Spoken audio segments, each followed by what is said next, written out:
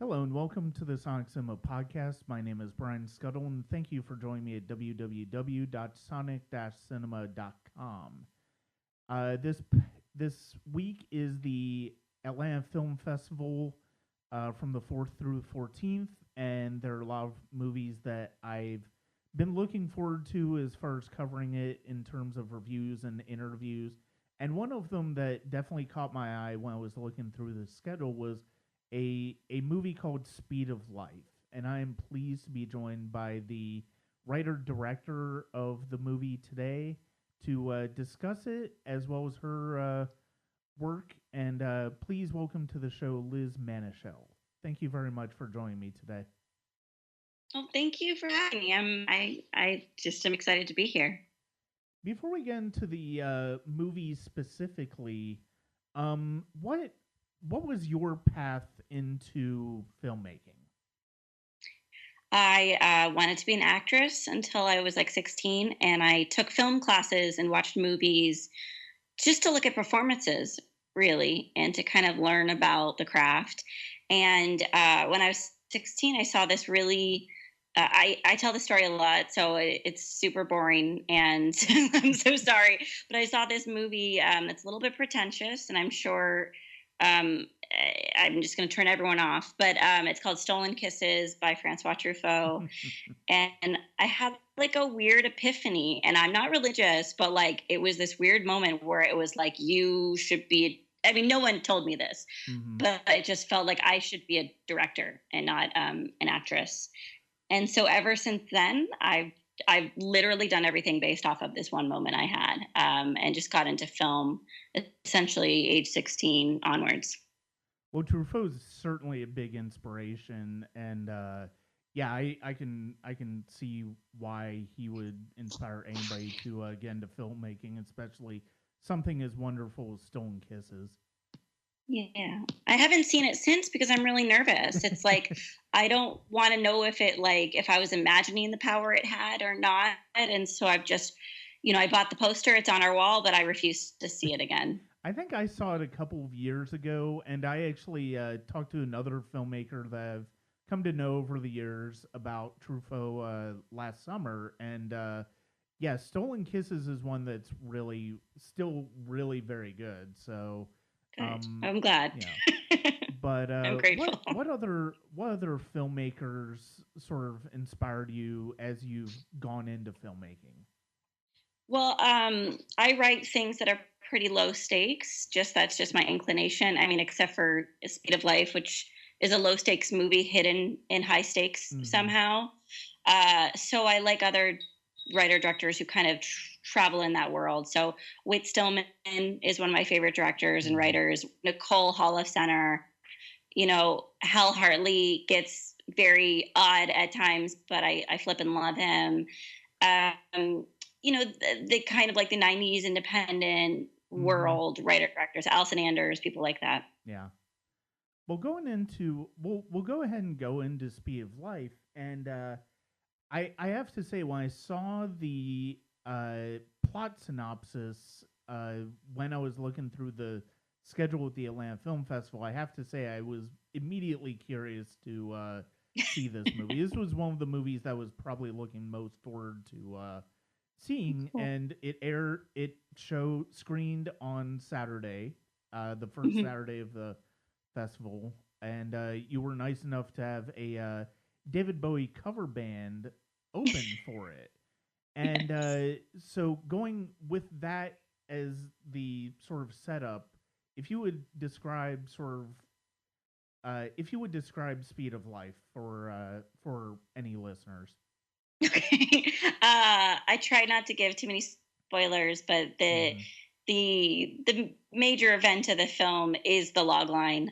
So I have to give away a little bit, but essentially our film posits the question: what happens if a wormhole that was created because of David Bowie's death appears in a couple's living room? And I think that's kind of a sexy description, but the Mm-hmm. film is genuinely about a woman dealing with the trauma of a lost love again housed in this very very weird world. But like the central through line is an emotional Mhm. one, I think, or that's the goal of it. Oh yeah, it's definitely it's fundamentally about the emotions of the characters and the emotional journey of the characters before anything else. And yeah, yeah, I mean there's science fiction and fantasy elements in it, but yeah, Right. I would definitely not while I, when I was putting a description genre in my review, I put fantasy, but the fantasy is really not the point of Yeah. a big point of the movie. It is about the characters ultimately, and yeah, Well, that's dangerous, right? yeah, Because, sci-fi fan, and I'm a sci-fi fan. I'm a big Doctor Who fan. hmm I don't know if that qualifies me as sci-fi. People might yeah, think I'm it does. sci-fi light, but we're rabid people, and I think we get really cranky about what is sci-fi and what's not sci-fi. hmm But it's hard. And I saw that you put it as a drama fantasy, and I love that. I need to start doing that. But it's hard to ignore a wormhole when you're writing the genre of your film. And so I'm always at a loss with how to describe it genre wise. Yeah. But I think you're right. I think it's a drama fantasy. That makes a lot of sense. hmm What what was it? Um, I would imagine you're a huge fan of David Bowie based on the fact that the film is very much inspired by his death in a lot of ways. So, what was it about David Bowie that inspired you so much? I think, and I've never really thought about this, and I probably should have because I figured someone was going to ask me. It's his confidence, and there's a line in the film where she says, um, he's like an alien. Probably we don't know much about aliens. Maybe they don't die.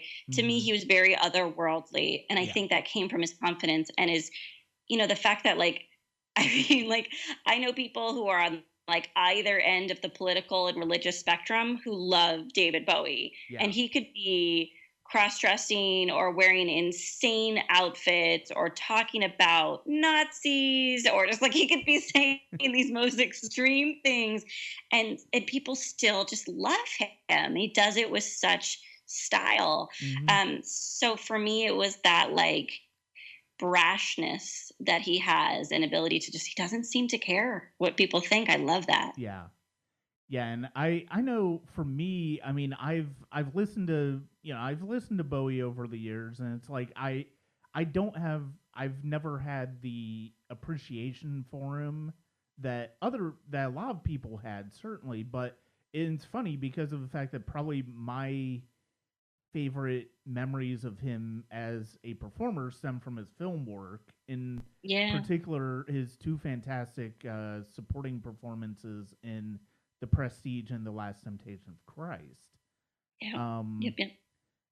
but I so David, it's interesting because of the fact that, and I'm kind of surprised nobody asked you this on the question and answer after the screening on Saturday.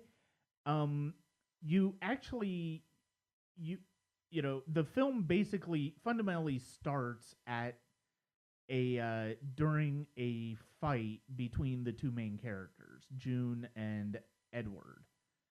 But there's a scene very early on that's in 1992 Right. with who I'm guessing is June as a child, Yep. sort of doing some of the Bowie makeup. And Yeah. so you have her in 1992 doing that, and then 2016, of course, is when David Bowie passed away, and then the movie jumps to 2040. And Hmm. I was wondering if there was any particular significance to the symmetrical time gap between all three of those moments. It's my favorite number. It's such a dorky reason. I love the number 24. I just think it's a beautiful number. hmm So that is the reason for the symmetry. But also, my niece, who really is loves filmmaking, and she's just getting to film. She's doing animation and she's 10 years old. We couldn't have her on set. Like legally, we couldn't have any Hmm. minors on set. We Yeah. couldn't have either of my nieces on set. So she has blue eyes. She has brown hair. She was open to being on camera. And so actually in post production, when we were near locking the film, we were like, we really don't have anything that shows June and her love of David Bowie. Hmm. All we have is her talking about it. We don't Yeah. have like something that proves that she loves David Bowie. And so I texted my sister-in-law and I said, "Would you and Sophie be willing to do this?" And they filmed it from like 300 miles away just based off of text descriptions of what I wanted. Oh wow. And it was crazy. It was like a complete remote shoot on an iPhone, and we put it into the film. And I'm so grateful. But none of that was planned. It was all to solve a story problem in Okay. post production. Really. Yeah, and I mean, you talked about at the Q&A about the difficulty of referencing. I mean, I guess the difficulty of referencing Bowie without really being able to play his music or use his Yeah. likeness or anything like that. And I think that's one of the things I do think that scene is very important in that it establishes June's affection for Bowie. And Yeah. when I hear you describe what you loved about David Bowie, it's like that makes sense in terms of how June is as an individual. Like she's very confident. She really is somebody who is comfortable in their own skin. She's very confident, and she's even though she's been through this trauma of having something happen between her and Edward, she still very much is her own person. And so when we see her in 2040 in this very different world from our own, but in a way it's very reflective of our world in a lot of ways. um you see her, she's very much still thinking, she marches to her own drummer. And Yeah. that's one of the things that I really like about the character of June, and one of the really interesting things when that movie, as the movie is progressing. Well, thank you. I mean, I don't have much to say after that. I think you very kindly described her so well. I never actually thought of her as confident, but looking at her through just an outside eye, she is. She flicks off the monitors in the Hmm. beginning of the film. You know, she says what she wants and says what she needs. And the original goal in making this film, I wanted to make a horror film because I wanted to make lots of money, and I couldn't do it. I kept trying to write a horror film. I couldn't do it, but the goal was to write a horror film with a senior woman battling something, Hmm. and and I wanted to show a strong woman. And then I think some of those things carried over to this draft somehow. I was lucky about that. And Ann Dowd, who's just like a supreme performer, did a fantastic performance of June. Hmm. Well, and you talked a little bit about it at the Q&A. How did you get involved with Ann Dowd and the actors involved with the movie? So, I talk about it, but I can't afford a casting director. Casting director on on a very low budget shoot is like $15, Mm. and our film was made for, I mean, $15,000. I to me that just like sounds like a car. Yeah. That's it's just insane. So I have to cast my own projects, and I work at Sundance, and I talk about my projects a lot. And I talked with this guy named Andrew Peterson, who's a fabulous human who oversees Film North in St. Paul, Minnesota. And I told him my script, and he's like, "Look, Ann Dowd doesn't, she always is fantastic, and she never gets to play the lead. Mhm. And she might want to do your project based just because it's a really meaty role, and it's an opportunity to not be that that meaty side character, but the meaty lead. Yeah. Um, that phrase "meaty lead" sounds super weird now that I said it out loud, but substantial lead character, Right. maybe we'll say that. Um, and so he gave me the contact of her manager, and I just started talking with her manager, and then I got looped in with the agents, and it became a year long conversation. Uh, you have to have a lot of patience. So, that was the intro to her, and then everyone else, we just go directly to an agent or manager and said we had Anne on board, and everyone wanted to work with Anne Dowd, and I get it. She's stupendous. Mhm. No, and it is a really terrific female role. And I mean, it's a terrific role in general, and she's very good at it. And I mean, I love that, especially with what's her name, Allison. Allison Tolman. Yeah, and not only the fact that they both go to they're basically they're playing the same character in different time periods, but you time frames, but you still feel like it's the same character, and that's something that if you occasionally will get to a point where it's like you'll occasionally have a movie where you have two different people playing the same character at different times, and it just doesn't really work. And here it works exceptionally well. Like both of them, they understand the character. Did they work together to do that, or was that just something that came out of just working on the script? Well, this is the crazy thing.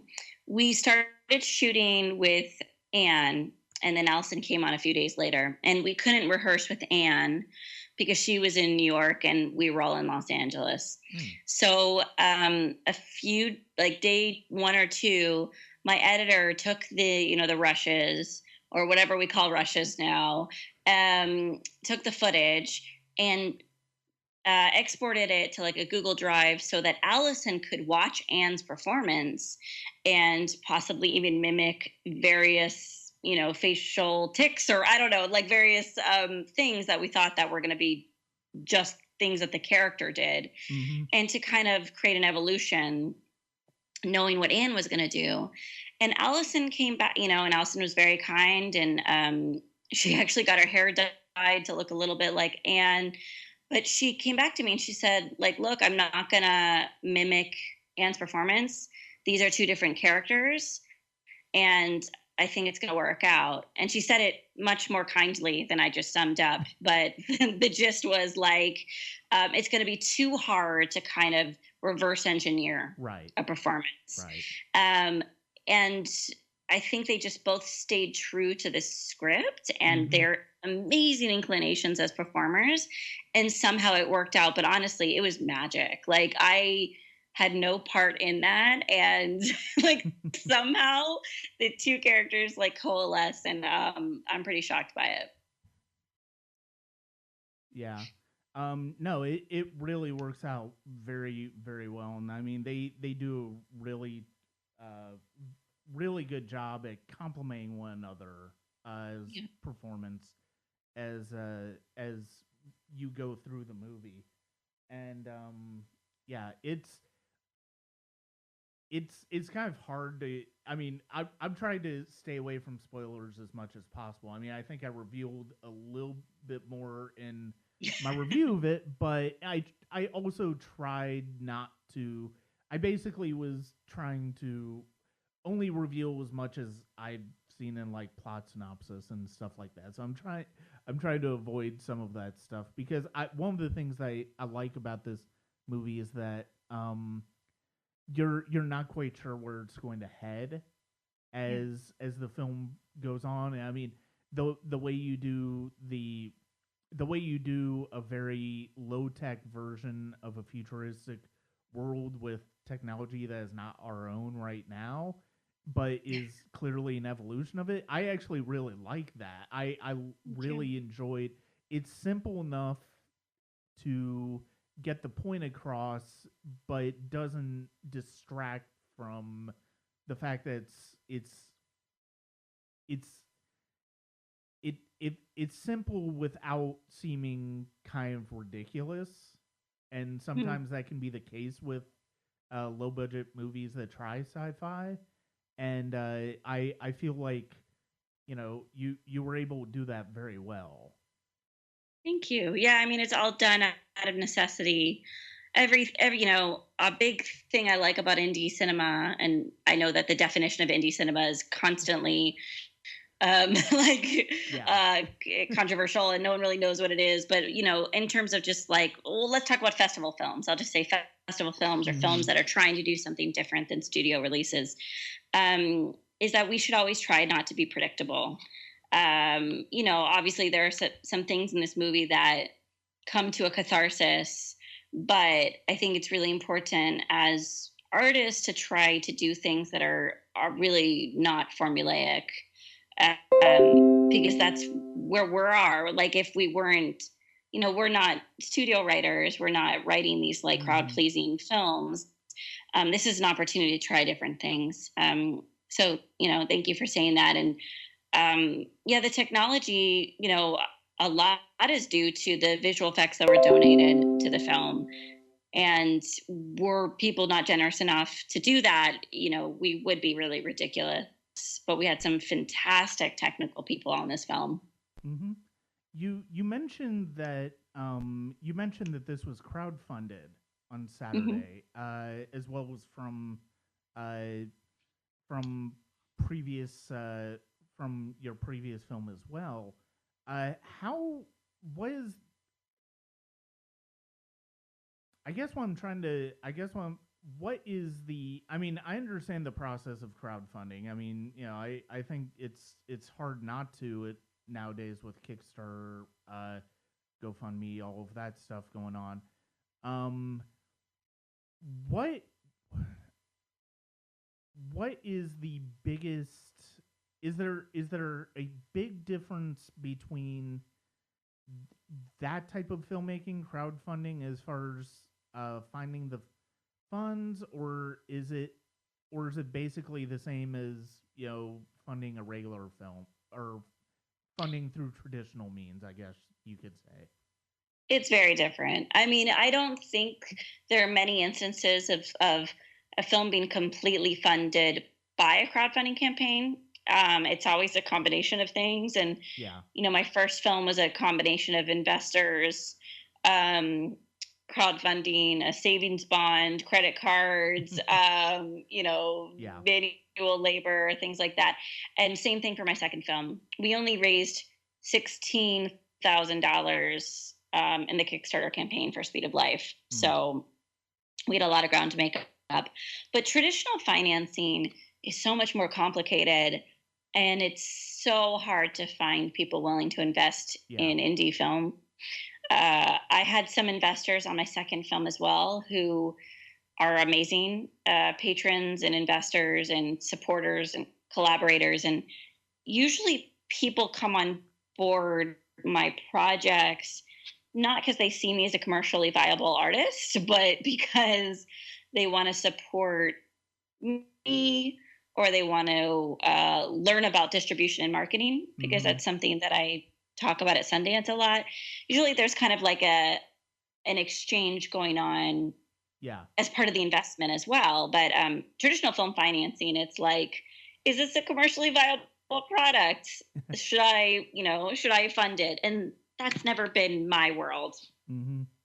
What is the I mean, you played at Atlanta Film Festival this weekend. What are the plans going forward as far as getting Speed of Life in front of other eyes, and maybe even releasing it? Yeah. So we played Phoenix Film Festival this weekend as well. And last weekend we were at Method Fest in Beverly Hills. Um, we were just accepted to an East Coast festival. I can't say what it is until August, but we have our East Coast premiere set, and then we're going to be playing in New Zealand in the fall as well. So, my job at Sundance is to support filmmakers who decide to self-release, actually. Mm-hmm. And my first film was a traditional distribution deal. So what I'm doing right now is we're out to distributors, we're out to sales agents, and they're considering the film right now. But if we need to self-release, I don't see it as a negative thing.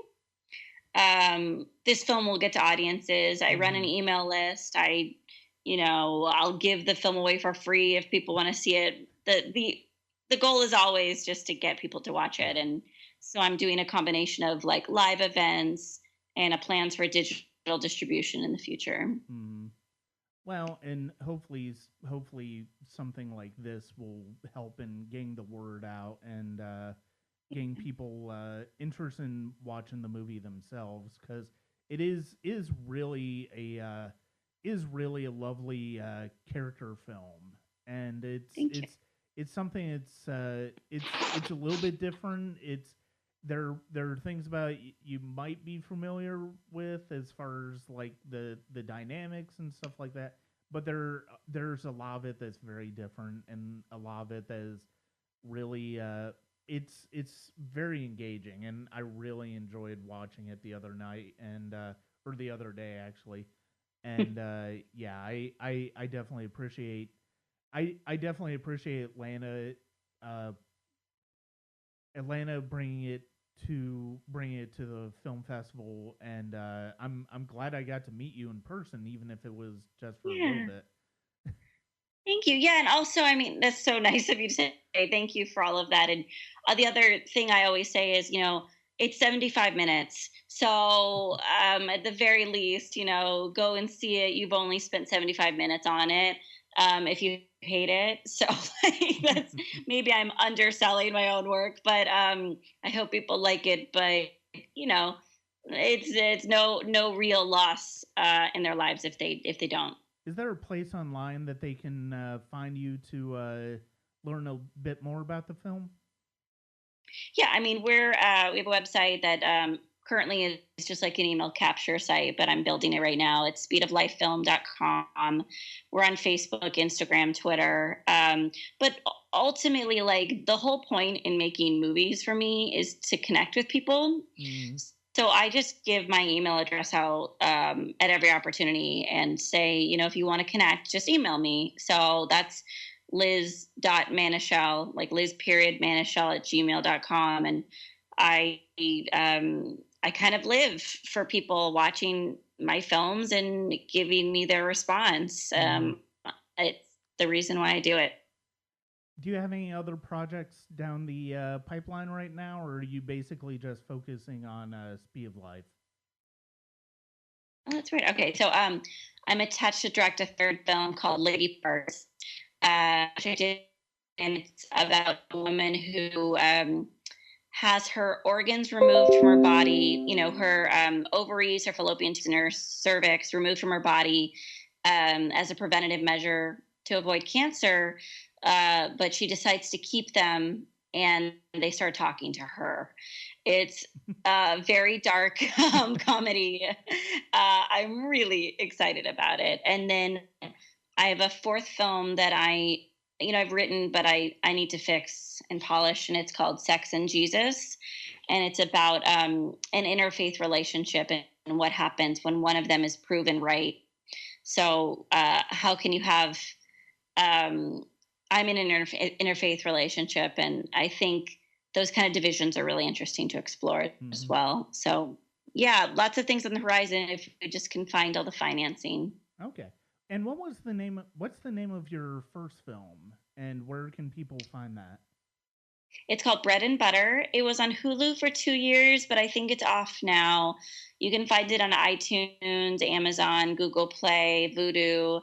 If finances are tough, just email me. I'll send you a link. I know I want art to be valued properly, but I also want people to watch the film. So don't let money to prevent you from seeing it. Mm, I'm incredibly proud of it. And there's some Easter eggs from Bread and Butter in Speed of Life. Okay. All right. Well, Liz, thank you very much for talking to me today. I'm really glad we were able to set this up. Thank you so much. This is amazing. You're so good at this. So I really appreciate it. Oh, no problem. I'd like to thank Liz Manashil for joining me today. Her film Speed of Life is currently on the festival circuit. Her first film, Bread and Butter, is available online, and I'm really looking forward to seeing Bread and Butter. I do want to see it myself now, and I hopefully look forward to talking to Liz sometime else in the future for the podcast, whether it's for a new film or just in general. That's it for me on the Sonic Cinema podcast. Um, I will have a wrap up of the Atlanta Film Festival, which will have audio and from different filmmakers that I've gotten to meet over the past 11 days and or over the 11 days, as well as thoughts on the experience in general. Was my first time covering uh, something as a member of the press, and I was really excited about that. And it's been really, really fun to do that. So I'm looking forward to that, as well as there will be continuation of our Class of 1999 series on the Sonic Cinema podcast, where we'll be talking about two of the biggest and most controversial science fiction action movies of the year. And so that's it for me. This is Brian Scuttle. Thank you very much for joining me at the Sonic Cinema podcast. Hit me up on patreon.com/Sonic Cinema. I've got a lot of bonus content for patrons because of the Atlanta Film Festival, and I hope you subscribe there. And thank you very much.